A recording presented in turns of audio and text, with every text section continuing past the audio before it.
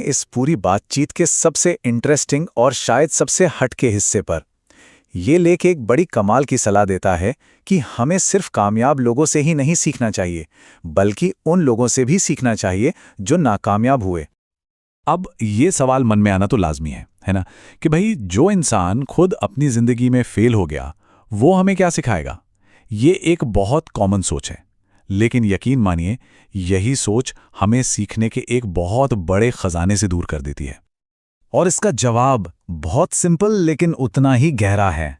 हम उनसे ये सीखते हैं कि कौन से रास्ते पर नहीं जाना है, किन गड्ढों से बचकर निकलना है और कौन सी गलतियां भूलकर भी नहीं करनी है। वो हमें वो सब सिखाते हैं जो हमें नहीं करना है। सोचिए, किसी और की नाकामी हमारे लिए एक तरह से डेंजर जोन का मैप बन जाती है।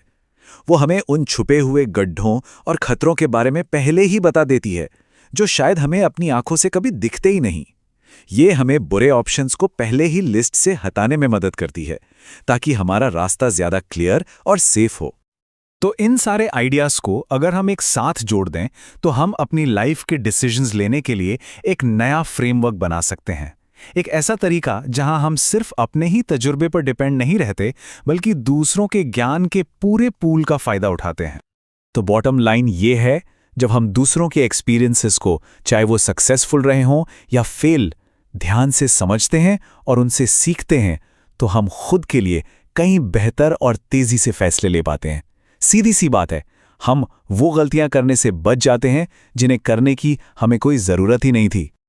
तो आखिर में बस एक सवाल बचता है, आज हम अपने आसपास मौजूद ज्ञान के इस इतने बड़े खजाने में से किसके अनुभव से सीखने का फैसला करेंगे। ये सुनने में एक छोटा सा बदलाव लगता है, पर यह हमारे आने वाले फैसलों को हमेशा के लिए बदल सकता है। इस पर सोचिएगा जरूर।